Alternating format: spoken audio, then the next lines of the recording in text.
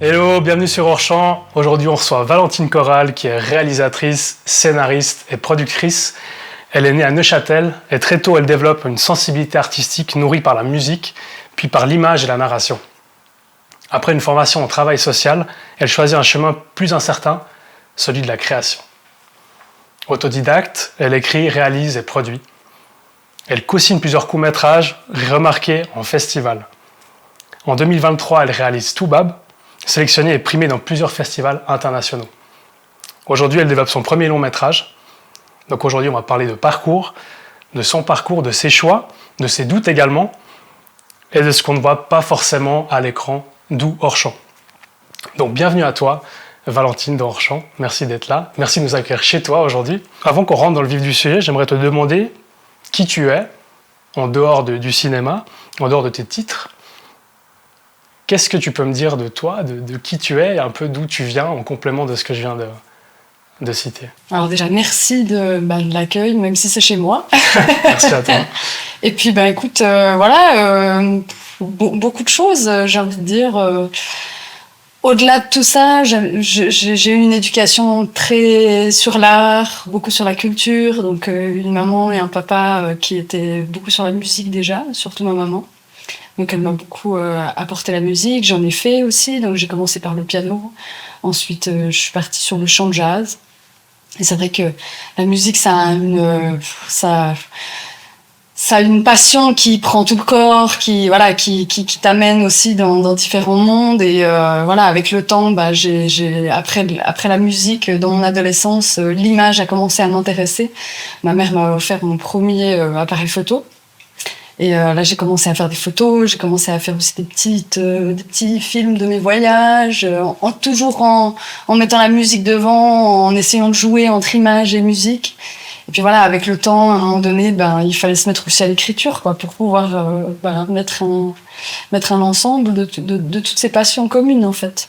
Trop bien. Du coup, t'as mixé un peu tout ça.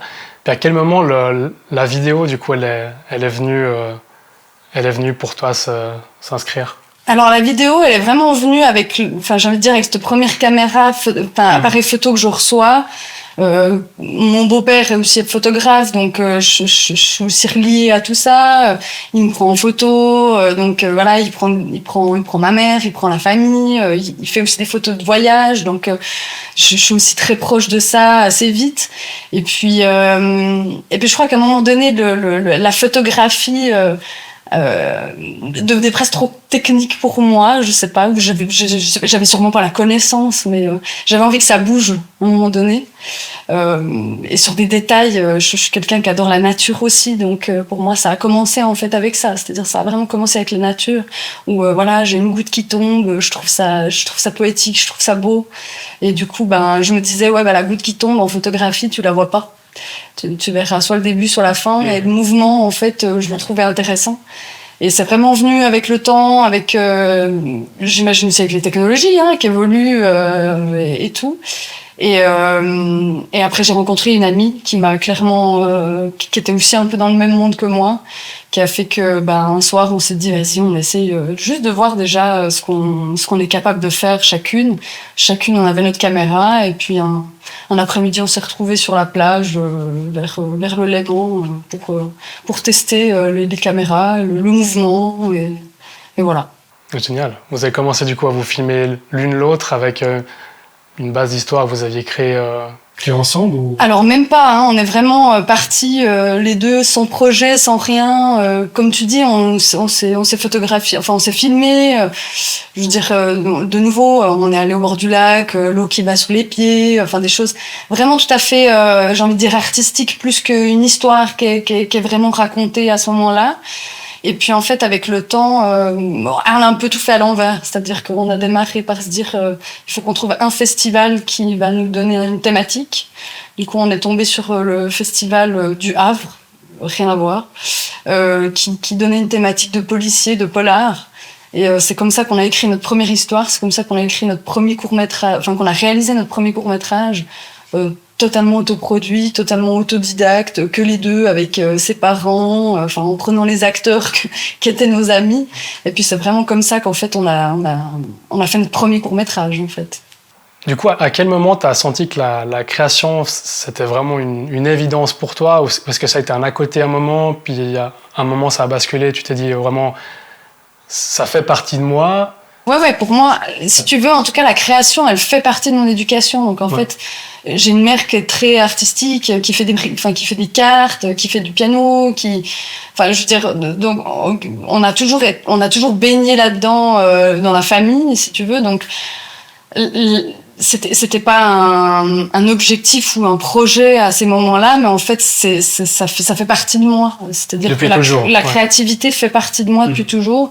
Et je crois qu'il y a juste un moment donné où durant mon adolescence, je teste des choses, j'essaie des choses, mais j'y aboutis jamais vraiment, on va dire. Pourquoi? Parce que la vie va vite et puis que quand on est ado, il y a peut-être d'autres choses qui nous intéressent à des moments, les amis, les sorties, l'école aussi, enfin voilà.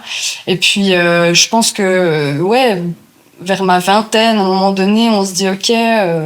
Puis souvent à l'adolescence, on perd aussi des fois ces passions-là. J'avais aussi arrêté le piano, j'avais aussi arrêté le chant. Et puis fait qu'à un moment donné, vers 20 ans, je me suis dit ma vie c'est que bosser, dormir. Alors oui, les amis c'est cool aussi, mais cette créativité qui était en moi, j'avais besoin de la faire revivre, si tu veux. Et le fait de pouvoir rencontrer cette amie qui a la même fibre créative que moi fait que j'ai pu vraiment en faire quelque chose du début à la fin. Parce que j'ai pas envie de dire que j'ai rien fait avant, mais d'en faire quelque chose du début à la fin, on dira.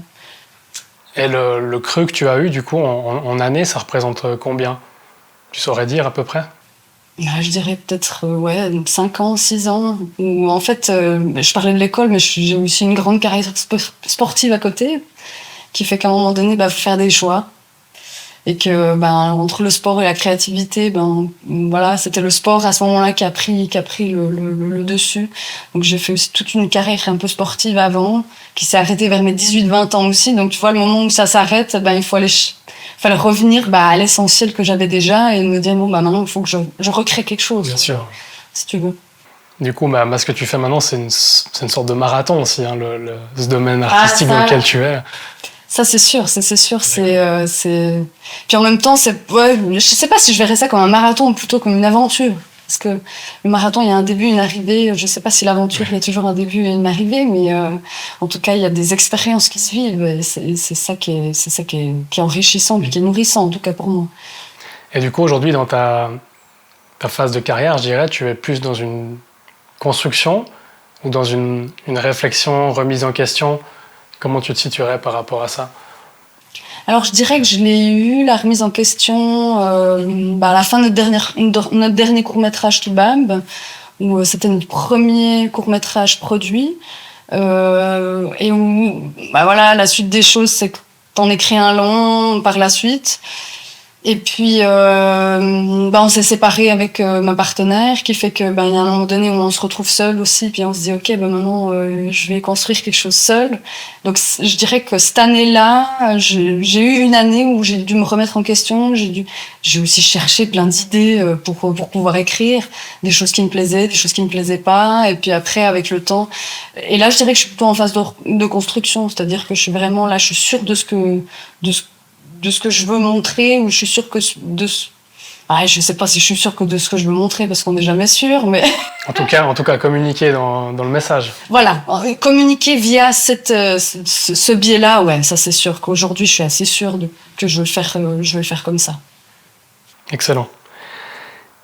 Et tu me disais que donc, tu viens d'un parcours hors école cinéma, en tout cas classique.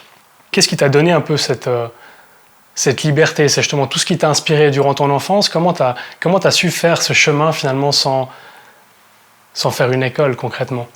Alors c'est toujours compliqué parce que quand on me pose cette question, en fait on l'a pas faite l'école, donc je vais pas pouvoir comparer. Si tu veux. Je vais pas pouvoir dire c'était mieux comme ci ou mieux comme ça, parce que je peux pas comparer vu que j'en ai pas faite. Mais je dirais que effectivement la base que j'ai d'éducation, de créativité, elle te forge déjà pour beaucoup de choses, rien que pour juste avoir des idées ou pour vouloir maintenir ton idée dans ce que tu veux construire, par exemple.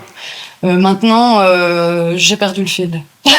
Est-ce que du coup, t'as été tu as été confronté des fois à des refus, des blocages du fait que t'aies pas fait d'école à proprement dit, ou Bien au sûr. contraire ça t'a jamais posé de soucis dans ta carrière? Si. Alors, je veux dire, on a quand même commencé en 2018 environ. Donc, je veux dire, le temps que on n'en fasse pas qu'un, parce qu'avec un seul, tu peux pas vraiment montrer ce que tu es capable. Donc, on en avait fait 3-4 autoproduits de notre argent à nous, avec la chance d'avoir des professionnels qui soient d'accord de travailler avec nous sans qu'on les paye, mais qu'on leur donne autre chose. Enfin, donc on a eu toute cette chance-là qui fait qu'on a pu faire, si tu veux, un espèce de portfolio qui montre un peu, j'ai envie de dire, les compétences qu'on a, et puis la créativité, notre patte, si tu veux, artistique qu'on a. Et puis après, quand on a commencé à écrire Toubab, on s'est dit, là, là, on peut pas l'autoproduire, nous, il faut qu'on, à un moment donné aussi, on a envie de rentrer dans le monde. Donc, je veux dire, à un moment donné, t'es obligé d'arriver à la production. Et à ce moment-là, non, alors on a quand même eu, je veux dire, on a eu quand même pas mal de refus, des productions qui te répondent pas, mais parce que voilà, ils ont autre chose à faire. Et là, et en fait, le fait d'être deux aussi, ça t'aide. Parce que quand t'es tout seul, et puis que tu te ramasses peut-être 15-20 refus, il y a un moment donné où, tu te dis, ok, ça veut dire que mon projet, il est nul. Là, il y a un moment donné où quand t'es deux, il y en a peut-être un qui, à un moment donné, lâche, puis il se dira, c'est de la haine, ce qu'on a fait. Puis l'autre, il te dira, non, on continue. Allez, on y va. On continue d'appeler. On continue voilà. Et puis, on a eu cette chance énorme de tomber sur Type Image qui sont tombés amoureux de l'écriture de Toubab, qui sont aussi tombés amoureux de nous, comme nous, on est tombés amoureux d'eux. Et qui fait que les passions en fait se rejoignaient et on a eu cette chance-là à ce moment-là. Trop bien. Et du coup, ton travail dans le social, comment il a influencé ton art finalement? Qu'est-ce que tu pourrais nous dire par rapport à ça? Je pense que ça influence pas toute ma créativité, mais en tout cas ce que j'ai envie d'apporter comme message ou ce que j'ai envie de mettre dans mes histoires. Je veux dire, c'est un super terrain le travail social pour ça, parce que on voit plein de gens différents, on voit des enfants différents, ça peut être autant en institution qu'à la maison, donc on a des milliards de personnages devant nous, j'ai envie de dire, donc c'est sûr, et des milliards de problématiques aussi qui est dans notre société, donc j'ai envie de dire, c'est presque le meilleur terrain, en tout cas pour moi, hein. Je dirais pas que c'est le seul, mais en tout cas pour moi, c'est le meilleur terrain, et c'est mon terrain à moi, donc c'est sûr que c'est là-dedans que je vais aller puiser, c'est là-dedans que je vais avoir mes idées d'écriture, ça c'est assez sûr. Et est-ce que du coup, dans ton parcours, aujourd'hui, tu as parfois ressenti des décalages avec les codes, peut-être qui justement sont instaurés par les écoles? Oui, alors tout à fait. J'en ai eu des décalages et tout à fait, j'ai envie de dire normal, c'est-à-dire entre tout ce qui est technique, ce qui est la caméra, ce qu'est les lumières, ou quand même tu commences à dessiner ton storyboard et puis tu connais pas je veux dire la technique du 180, je la connais même pas d'ailleurs comme ça, comme je peux l'expliquer, mais c'est tous des trucs où en fait on l'a appris sur le tas, on l'a appris sur le terrain avec les professionnels. Et j'ai envie de dire c'est la meilleure école. En tout cas pour moi, je me sens pas me dire j'ai pas la capacité ou j'ai pas les compétences pour pouvoir quand même écrire ou quand même réaliser mon film, parce que en fait j'ai une équipe complète qui eux ont les compétences de le faire, et d'ailleurs j'en apprends énormément avec eux. Donc t'as jamais été bloqué par ça finalement? J'ai pas l'impression, en tout cas comme ça, j'aurais pas de souvenir où je me dis waouh, ça a vraiment mis à mal le moment de tournage ou des acteurs par exemple. J'en ai pas. Tu me parlais avant que tu avais longtemps collaboré du coup avec Marie-Camille Loutan, si je ne m'abuse. Oui. Qu'est-ce que cette collaboration elle t'a appris, et puis qu'est-ce que maintenant tu peux prendre de cette expérience pour ton chemin seul du coup? Je dirais c'est déjà travailler ensemble. Parce que quand on est réalisateur, alors même si on peut être seul réal ou deux réalisateurs, en fait ça t'oblige à bosser ensemble, ça t'oblige à collaborer, ça t'oblige à échanger des idées, à essayer de comprendre la vision de l'autre.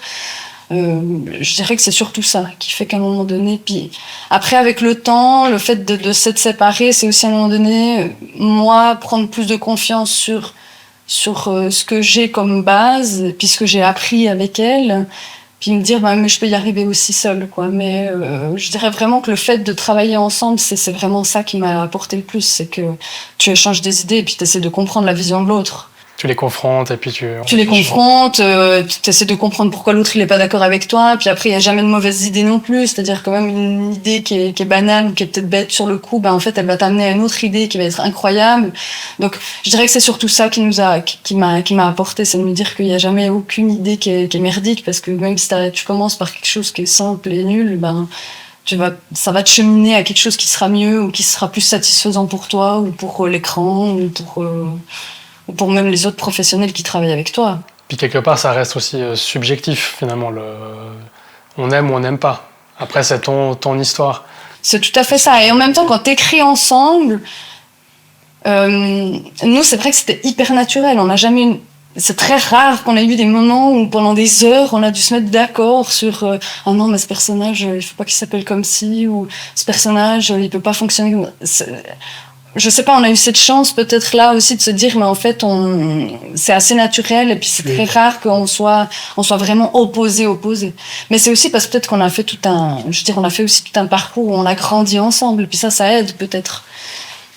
Pour toi, créer seul aujourd'hui, c'est plus vertigineux ou c'est plus juste pour toi? Bien que tu nous as déjà un peu donné la réponse, mais j'aimerais t'entendre là-dessus. Je crois qu'il y avait un moment donné, surtout, c'est que quand tu travailles plusieurs années avec quelqu'un, il y a un moment donné où tu as aussi envie de pouvoir exprimer quelque chose qui est très personnel, autant qu'elle que moi, et qu'à un moment donné, c'est plus difficile à ce moment-là de pouvoir s'accorder, parce que quand c'est quelque chose de personnel, l'autre il peut peut-être t'accompagner, mais il peut pas travailler au même niveau que toi. Bien sûr. Et je crois qu'on est arrivé à un moment donné à un stade où en fait on avait chacune besoin d'écrire quelque chose de plus personnel à chacune, qui fait que ça s'est fait assez naturellement en fait. Donc je dirais pas que je dirais que c'est de toute façon positif, parce que c'est de toute façon un chemin que je prends, et puis on verra où ça va, mais... C'est le principal, c'est juste. C'est ça. Donc toi, c'était vraiment une nécessité pour écrire seul, créer seul. C'est vraiment un appel que tu as ressenti, tu as dit, voilà, c'est le bon moment, maintenant j'ai besoin de me lancer seul. C'est un peu ça. Oui, je pense que on l'avait déjà avant, c'est-à-dire même quand on travaillait ensemble, il y avait déjà des choses que moi j'avais écrites à côté, qui étaient que de moi et qui étaient que à moi. Donc voilà, je dirais que après la nécessité, c'est difficile pour moi de dire que c'était une nécessité, parce qu'il y a un moment donné où en fait ça a été autant naturel à la fin qu'au début. C'est-à-dire que y a un moment donné où on se pose, puis on se dit juste écoute, moi j'ai besoin d'écrire seul. Ok, fine, je pourrais jamais t'interdire. Enfin, on n'a pas signé un contrat jusqu'à la fin de notre vie, on doit tout faire à deux, quoi. Donc ok, fine, vas-y. Et puis moi je vais y aller aussi. C'était presque plus, je dirais presque plus une opportunité qu'une nécessité à ce moment-là. Trop bien. Et comment tu traverses toi du coup les doutes que tu peux avoir dans un projet comme ça qui s'inscrit dans la durée? Les doutes, il faut avoir des proches qui soient là, qui vous écoutent. Un bon entourage. Ouais, moi je dirais que c'est vraiment ça qui m'aide aujourd'hui, c'est d'avoir un entourage qui croit en moi plus que des fois moi je crois en moi-même. Un entourage qui a envie que je continue, même s'il y a des moments où je me dis mais en fait, ça sert à rien ce que je fais. Donc je dirais que vraiment c'est la première béquille que j'ai. Puis la deuxième, c'est la production. Je pense qu'il y a un bout, ma production, donc Francine Lucère et Gérard Meunier, que j'embrasse. C'est un duo qui est aussi hyper positif pour moi et qui est hyper constructif, parce que ça a toujours été un échange avec eux et ça a jamais été fermé de leur côté de dire ah non, ça tu feras pas. Enfin, ça a toujours été une discussion, et ça aide beaucoup, parce que je pense que la créativité, si on la coupe, c'est plus difficile que si on se dit ah mais attends, qu'est-ce que t'en penses de ça plutôt, qu'est-ce que t'en penses de ça.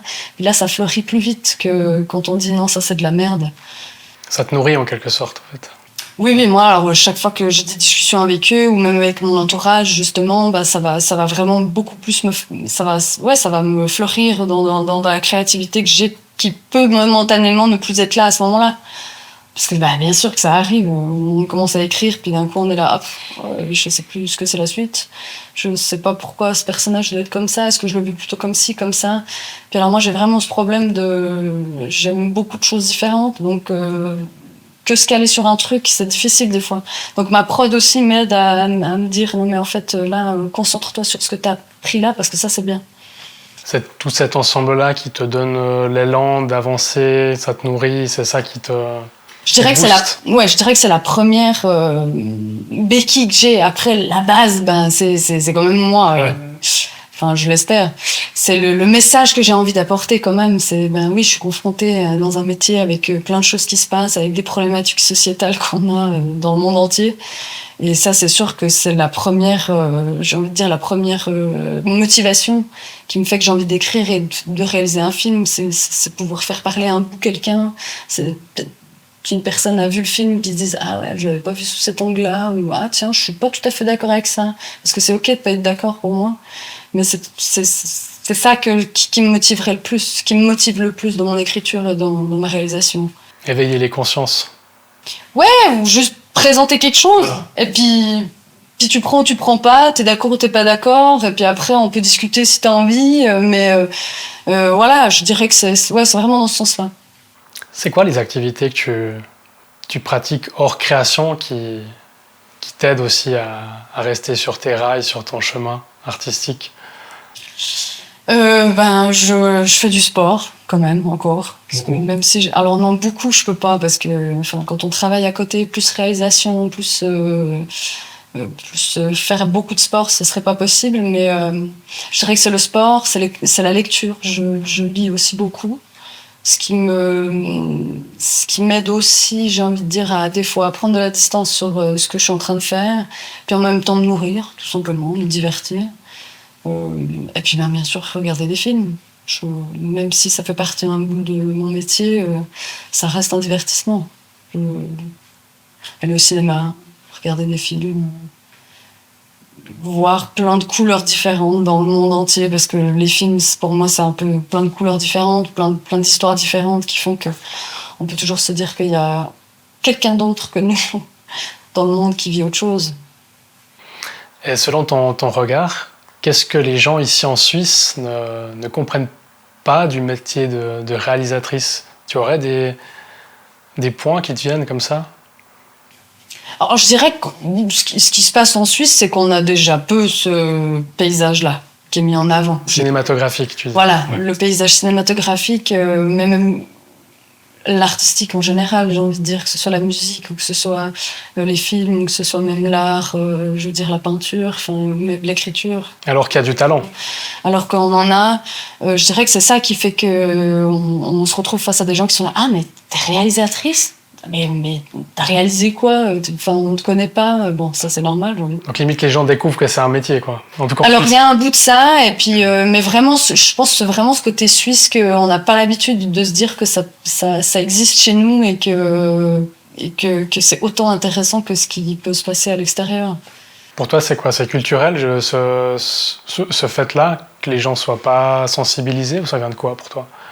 Je pense que oui, il y a un bout culturel, c'est que c'est peut-être pas de notre culture, de la musique ou les films. On s'est beaucoup nourri souvent de ce qui provient des États-Unis ou ce qui provient de la France. Ça reste des très bonne créativité, très bon art, hein, mais je dirais que c'est surtout je dirais que c'est le pays en lui-même qui a pas forcément bercé là-dedans depuis toujours.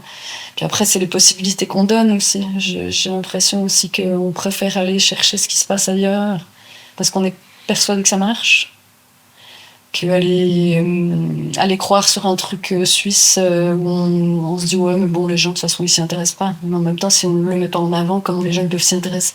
C'est toujours un peu la boucle, serpent qui se mord la queue, de se dire mais en même temps, si on ne donne pas la possibilité aux artistes suisses de se mettre, qu'on les mette sur le devant de la scène, mais comment le public il peut s'intéresser à la scène suisse? C'est très compliqué. Et de ton point de vue, c'est un point qui change ou pas, pour toi, de ce que tu vois? Je dirais que ça change, mais je suis aussi à l'intérieur, donc c'est plus difficile, je pense, de le réaliser. Je dirais que petit à petit, ouais, je dirais on a envie de plus mettre en avant nos propres créations, que ce soit dans la musique ou que ce soit dans le cinéma. Et en même temps, il y a toujours cette peur. J'ai l'impression qu'il y a toujours cette peur de c'est suisse, c'est. Enfin, même nous-mêmes, hein, j'ai l'impression que quand on regarde des trucs suisses, on se dit c'est lent, ça va. Alors là, il y a des couacs, là, il y a des lacunes. Les Américains, ils feraient jamais ça. Enfin, j'en sais rien, mais. Et en même ouais, je dirais qu'il y a peut-être un bout une peur, puis en même temps, j'ai quand même l'impression que ça avance, que petit à petit, mais ça avance. En tout cas, j'y crois, j'ai envie d'y croire. Bon, c'est plutôt positif alors. On garde espoir. C'est mieux que j'y crois si je suis là et que j'écris pour la Suisse quand même. Peut-être sans rentrer dans ce qui doit rester confidentiel, évidemment. Sur quoi tu travailles en ce moment? Est-ce que tu peux nous donner des... Bien sûr, je peux vous donner deux, trois infos. Alors, du coup, j'écris un long métrage, donc je suis vraiment dans le développement de celui-ci, avec du coup ma production Type Image. Et puis, donc c'est un film, un bout sur mon travail. C'est-à-dire que... Et sans en même temps le mettre trop en avant. C'est-à-dire que j'ai pas trop envie d'en faire un film trop social non plus. J'ai pas envie d'en faire un film trop politique non plus. J'ai quand même envie que ce soit une histoire avec un personnage que vous avez envie de suivre et que le spectateur vit son aventure. Hein. Mais donc voilà, je peux le donner le pitch à part ça. De quoi, tu dis? Je peux le donner le pitch à part ça, si vous voulez. Ah oui, si tu te sens de le donner, avec grand plaisir. Ouais. Alors, l'histoire, en gros, c'est un policier.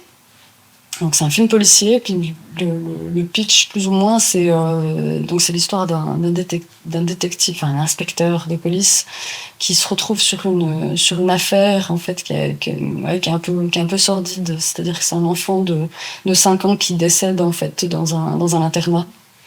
Et puis, en fait, on va suivre cet inspecteur durant toute cette enquête, où, durant l'enquête, en fait, il va soulever un peu les lacunes, justement, du système. De se dire, mais en fait, c'est arrivé comment? En fait, c'est arrivé parce qu'il y a ça qui jouait pas, il y a ça qui jouait pas, il y a ça qui joue pas, en fait, dans le système. Et puis, donc, c'est le but, un peu, que cet inspecteur, c'est un peu brut de décoffrage, un peu au début, qui va même avec, j'ai envie de dire, l'affaire, l'enquête, se dire, ok, il n'y a pas toujours qu'un fautif dans l'histoire. Il y a plusieurs facteurs là, qui sont en avant, qui font que, en fait, on en arrive à là. Ouais, je ne sais pas si c'était très clair. Mais... Très. Ouais, merci. Est-ce qu'en ce moment, tu as envie d'explorer des nouveaux formats, des nouveaux territoires artistiques Oui. Ou pas? Oh, oui. Beaucoup de clips musicaux. D'accord. Énormément. C'est vraiment un terrain, voilà, ça relie la musique, l'image, on revient à mon enfance. Parce que donc, c'est sûr que le clip musical, c'est vraiment quelque chose qui me fait vibrer, qui m'intéresse beaucoup. J'ai une amie qui commence la musique, là, qui a sorti son premier single, donc possiblement il y aura des suites. Génial. On te le souhaite. Est-ce que pour toi, c'est important de garder une part de secret dans les projets que tu es en train de préparer, de faire maturer? Ou pour toi, finalement pas? Oui, c'est en tout cas pour moi, oui, c'est hyper important, parce que surtout que des fois, le projet ne se fait pas. Ou alors, le projet, il peut bouger. Il peut beaucoup bouger. Donc, là, typiquement, je t'ai sorti un pitch, mais possiblement, peut-être dans une année, il est un peu différent. Et en même temps, pour moi, c'est OK. Je veux dire, oui, c'est l'idée. Ça me va très bien, mais en même temps, je vais pas plus rentrer dans le détail, parce que plus j'amène du détail, mais en même temps, plus dans une année, peut-être le détail, il a bougé, ou c'est déjà plus ça. Donc, non, il y a un bout, je garde quand même secret certaines bases. Puis après, ça dépend où t'en es dans le projet, j'ai envie de dire. Plus t'es à bout touchant, plus tu peux aussi en parler et puis te dire que ça va bouger.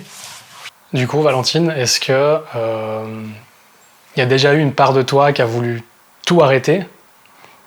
Et si c'est le cas, qu'est-ce qui a empêché ça, finalement? Alors vraiment tout arrêter, je crois pas. Jamais.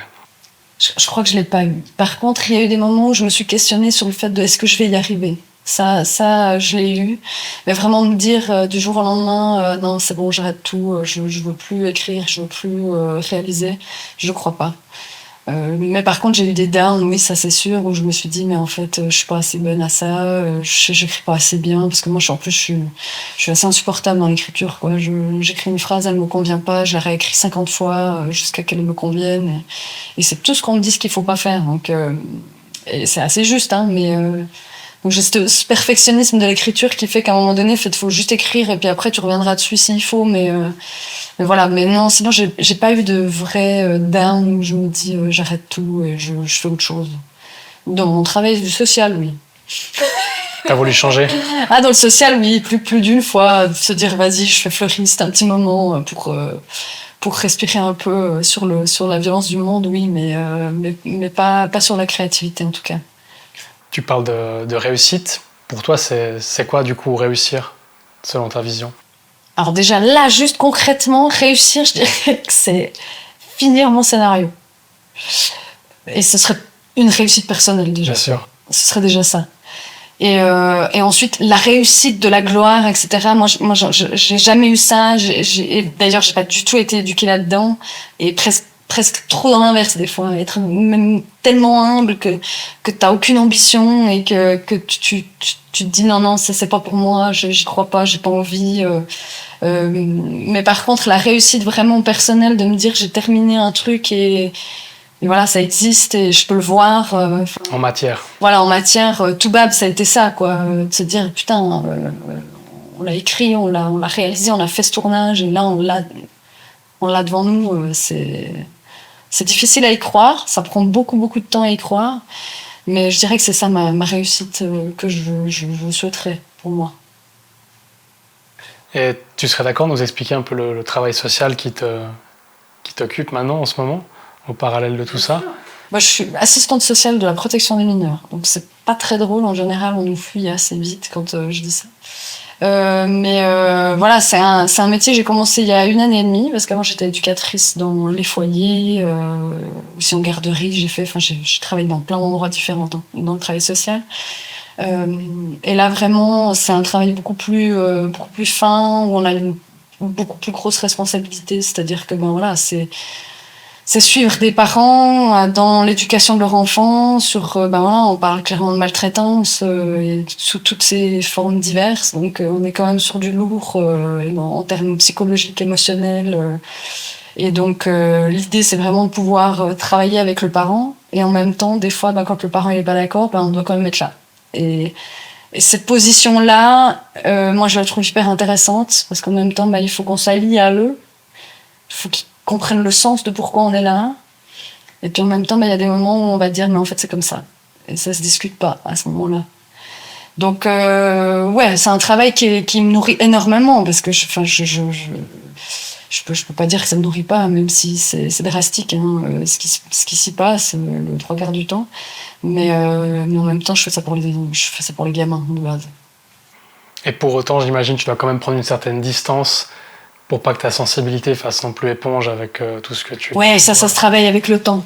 C'est vraiment, je crois qu'après 10 ans de métier, à un moment donné, ou je sais pas, hein, peut-être il y a des gens, ils y arrivent pas, mais c'est vrai que c'est une capacité que j'ai eue à un moment donné, enfin, une compétence que j'ai développée à un moment donné de me dire, ben, en fait, quand je sors de mon job, la porte, elle est fermée. C'est très rare que j'ai des pensées qui reviennent, que je réfléchis sur une situation.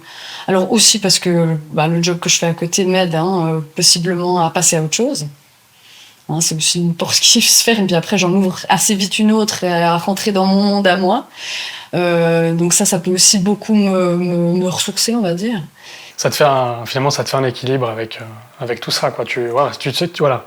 Chaque chose a sa place et tu... Exactement, même si voilà, je travaille quand même beaucoup, donc parce que dans le social c'est rare qu'on puisse travailler à 50%, donc on a quand même des gros pourcentages, donc j'ai peu de temps en fait quand même à disposition pour l'écriture, et ça par moments ça peut me frustrer. Ouais. Ça c'est ma réalité, voilà. En même temps, pour l'instant en tout cas, j'ai pas envie de la changer, donc je prends mes semaines de vacances pour écrire. Du coup, tu es à 100% Non, je suis à 80. 80%. Je suis à 80% en tant que dans la protection des mineurs. Et puis, en fait, j'ai tous mes lundis où je travaille mon écriture et puis un peu les soirs où j'ai la tête à ça, quoi. Quelles sont les parties de toi, finalement, que tu dois mettre en lumière Okay. dans les œuvres que tu produis, que tu réalises? Il y en a beaucoup. Il y en a beaucoup, ouais. Et je pense qu'il y a des moments où c'est conscient et des fois, c'est pas conscient. Mais à mon avis, il y a beaucoup de choses... et puis souvent, on le réalise après, je crois. Alors là, il y a déjà des moments, quand j'écris mon long métrage, il y a des moments où je me dis, ah tiens, ça c'est une partie de moi, ok, c'est intéressant. Et puis après, c'est aussi des parties de gens qu'on a autour de nous, qu'on rencontre aussi. Mais vraiment comme ça, une part de moi intime, je ne saurais pas te la sortir comme ça. Mais je pense que de toute façon, il y en a. Je ne suis pas sûre qu'il y ait un scénariste qui dirait qu'il n'y a rien de moi. Ça, j'ai un peu de peine à y croire quand même. C'est mieux comme ça. Ouais, en même temps, c'est toi l'outil. Donc j'ai envie de dire, ce que tu écris, ça vient de toi. Même si t'écris sur une histoire XY, il y a quand même une personne qui écrit. Pour moi, c'est comme un journaliste qui fait un documentaire. Ce sera sa vision à lui quand même s'il veut faire le plus objectif à 100% possible, il aura quand même décidé de regarder là-dessus, et puis peut-être pas sur ce qu'il y a à côté. Donc, il y a toujours une part de subjectivité dans tout. Et dans les gens qui nous écoutent ou qui nous regardent, dans les artistes en tout cas, s'il y a des gens qui se disent « ouais, mais c'est pas pour moi, je doute et tout », qu'est-ce que toi t'aurais comme message à leur donner pour les booster, leur donner confiance en eux, au travers de ce que toi tu as vécu peut-être?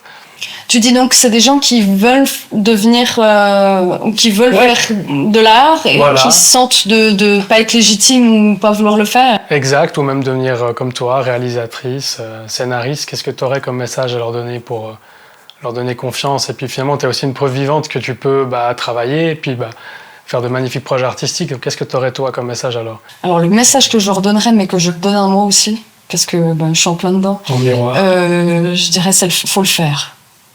Il faut arrêter de se poser des questions, il faut le faire. Passer à l'action. Puis à la limite, à un moment donné, tu te les poseras après les questions, mais il faut le faire. Et je parle vraiment pour moi aussi. Des fois, on se pose trop de questions. Des fois, on se dit trop, ah non, mais ça va pas aller, ça va pas être comme ci, ça va pas être comme ça. Ouais, en fait, arrête. Si t'as une idée, écris, fais tes trucs, vas-y. Et puis après, tu verras si y a des questions à se poser. Je dirais ça. On a déjà un peu abordé le point avant. Mais ton regard aujourd'hui sur le cinéma suisse, comment tu décrirais ton regard sur le cinéma suisse un peu en général, peut-être un peu plus précisément qu'avant? Bon, c'est compliqué parce que déjà je suis mauvaise à ça parce que je regarde pas assez. Vas-y, je l'assume. Je regarde pas assez. Je regarde énormément de films anglais ou de films aussi. Je me suis assez intéressée à l'asiatique aussi. La France, bien sûr, le cinéma français. Mais je dirais qu'en fait, je le découvre en même temps d'avoir démarré en fait la réalisation et la scénarisation. Tu m'aurais posé une question il y a 10 ans en arrière là-dessus, je t'aurais dit rien. Le cinéma suisse, là aujourd'hui, en festival, des choses comme ça, tu découvres des artistes, tu découvres des œuvres. Et tu te dis, waouh, il y a des trucs qui sont extrêmement beaux, qui sont d'un talent fou, vraiment, et qu'on ne valorise pas. Et qui fonctionnent en fait super bien à l'extérieur à des moments, très très bien à des moments, et que nous, on décide de pas forcément mettre en avant. C'est comme si on préférait que ça fonctionne bien à l'extérieur, et puis qu'ici, on préfère amener de l'étranger. Alors que, en fait, c'est cool si on arrive aussi à... Voilà, si t'as un film qui fonctionne super bien en Asie, c'est un peu dommage s'il fonctionne pas dans ton propre pays. Enfin, il y a quand même un bout où c'est... Voilà. Donc, puis en même temps, j'ai pas assez je l'assume quand même, j'ai pas assez de vision assez large sur ça. Quelles ont été pour toi les galères qui te reviennent en tête là pour réaliser, pour mettre en matière les histoires que tu as il y en a beaucoup. Tu dis tournage ou du coup en général? Ce qui te vient là, spontanément, tournage au général. Ouais, alors il y a des les tournages, des galères, on en a eu. T'arrives, tu veux des plans, enfin, caroling, hein, donc voiture qui est suivie, et on voulait faire des plans sur les côtés et pas de barre. Rien pour poser la caméra sur les côtés. Et c'est là où c'est chouette quand t'es deux. C'est que vraiment, il y a un truc où moi, là, à ce moment-là, j'étais là, vas-y, merde, il faut qu'on change les plans, il faut qu'on... Pourtant, c'était des idées précises de ce que t'as. T'as même un storyboard qui existe. Donc, je veux dire, il y a un bout où, techniquement, c'est connu. Et c'est là où c'est chouette d'être deux. C'est qu'à un moment donné, t'as l'autre qui te dit, ouais, non, mais attends, on va trouver une solution. Et puis, on discute avec le chef-op. Puis, c'est là où c'est génial d'avoir une équipe aussi. C'est que t'as toute une équipe qui te dit, ok, si tu veux vraiment ça, on va essayer de trouver une solution, et puis on l'a trouvé. Mais ouais, là, c'est une des galères où moi, je me suis dit, merde, il faut vraiment tout changer, ça fait chier.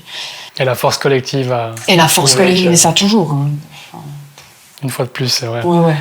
Pour toi, c'est quoi les challenges auxquels tu es confronté pour créer un réseau, t'entourer de gens, justement, en qui tu peux compter, avec qui tu peux mettre en matière, finalement, tes projets? C'est quoi les contraintes que tu vois face à ça aujourd'hui? Des contraintes, je vois pas beaucoup. Je t'avoue, aujourd'hui avec les réseaux sociaux, avec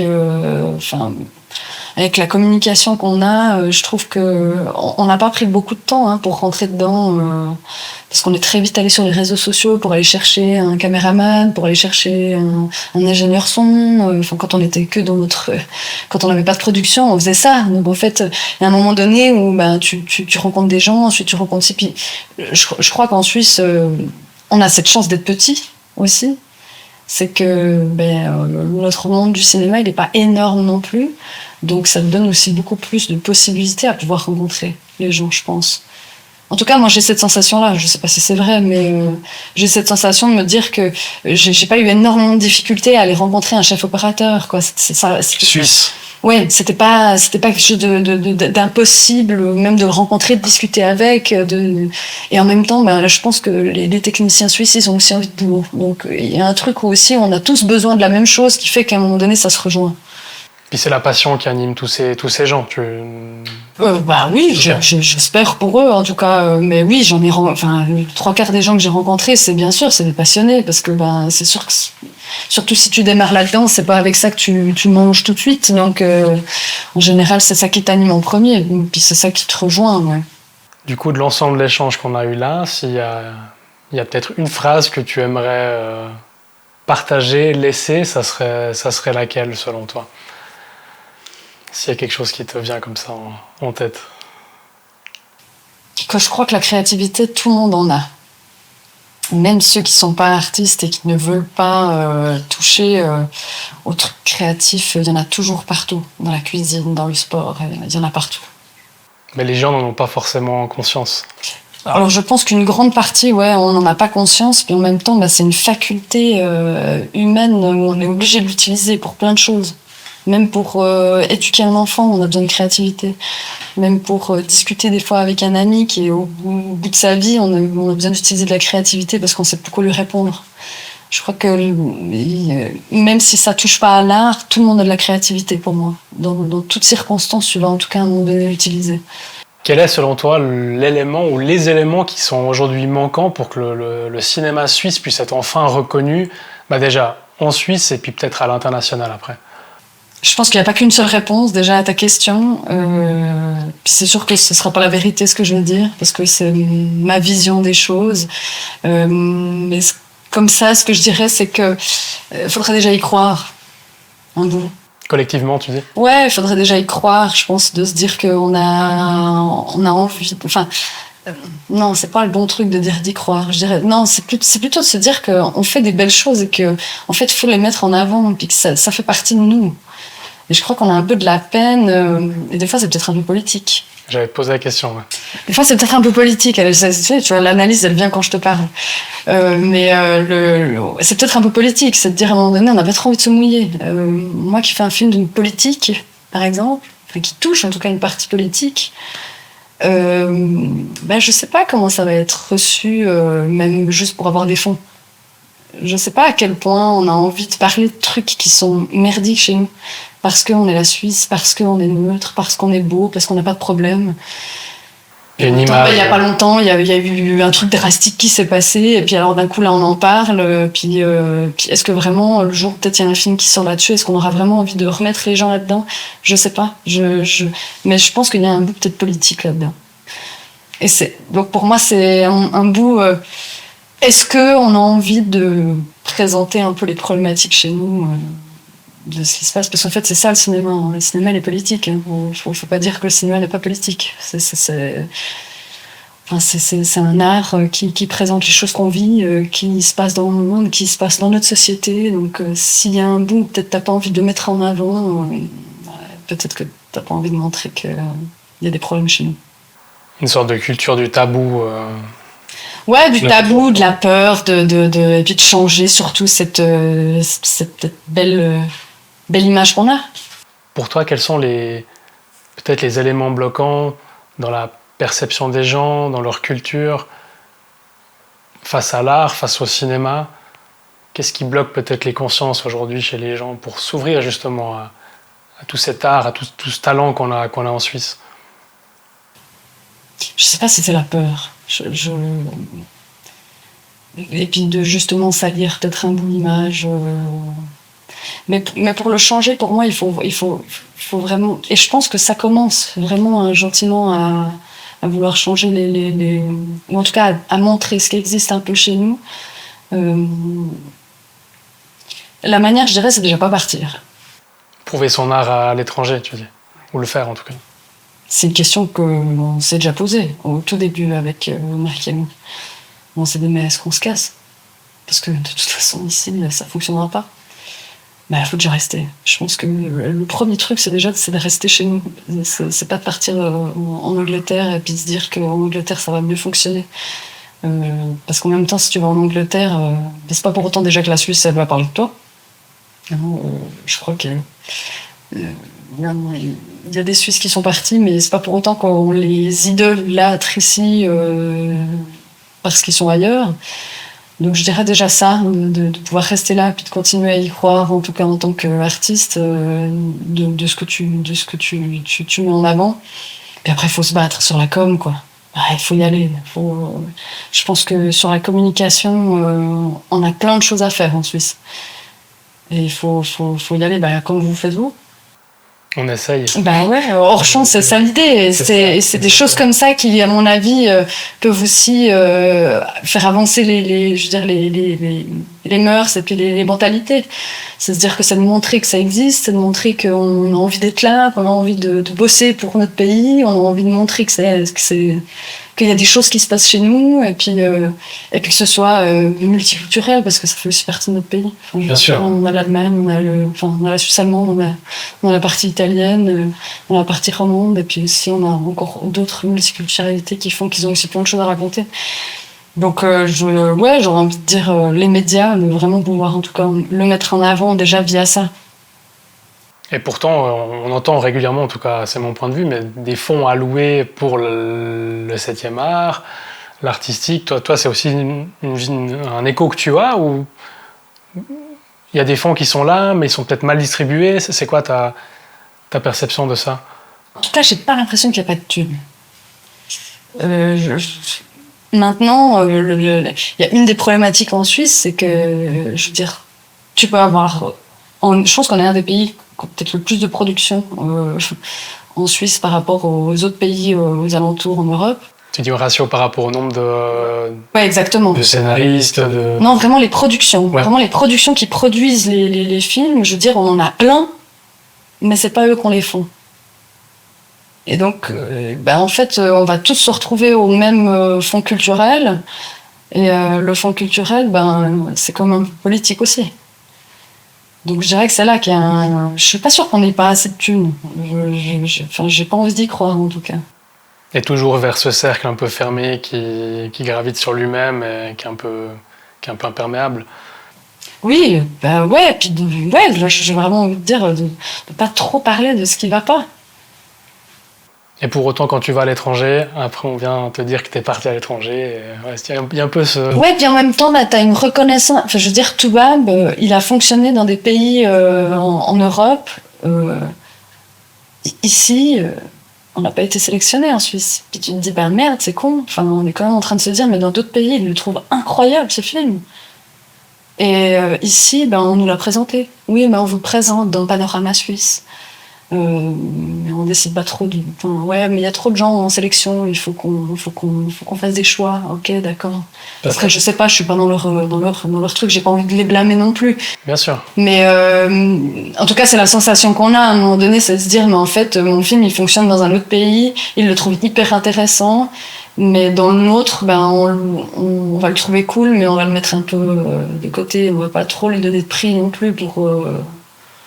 Parce qu'il dérangeait justement peut-être un sujet. Pas du tout en plus. Toubab, c'est de la comédie, c'est vraiment de la comédie quoi. Donc c'est vraiment assez léger comme même si ça part quand même sur une base de thématique assez forte sur la responsabilité individuelle. J'ai envie de te dire c'est un film qui est léger, qui rapporte même un peu de bon vivre dans une salle. Valentine, merci beaucoup pour tout ce que tu nous as partagé, ta sensibilité, ta justesse. C'était vraiment hyper intéressant de t'écouter sur toutes les questions qu'on a eues. Ton parcours, il nous rappelle que le cinéma, finalement, il commence avant les films. C'est des choix, c'est un ressenti, c'est un instinct. Et tout ça, c'est très parlant en tout cas. Et comme tu l'as dit avant, Hors-Champ, c'est donner la parole à des artistes suisses qui croient en eux, qui croient en ce qu'ils font, qui croient en l'art en général. Donc pour tout ça, merci. Merci à toi. Et c'était vraiment un plaisir. Merci à Charlie qui nous a fait un set incroyable, des images incroyables, le son, la vision unique qu'il a nous aide énormément. Merci à lui, merci à Maya pour les BTS, les photos incroyables qu'on va prendre de ce set aujourd'hui. Et merci à toute l'équipe technique qui nous accompagne pour la réalisation d'Hors-Champ. Et surtout, merci à vous qui nous regardez, qui nous écoutez, qui croyez aussi en vous, aux âmes d'artistes qui sont en vous, qui sont là, qui doivent prendre de la lumière, du love, etc. On est là pour ça, on est là ensemble, en tout cas. Donc merci infiniment à vous pour tout. Et puis surtout, on se revoit très vite sur Hors-Champ. Et d'ici là, n'oubliez pas qui vous êtes, pourquoi vous faites les choses, et surtout, que du love. Bisous, à très vite. Ciao, ciao.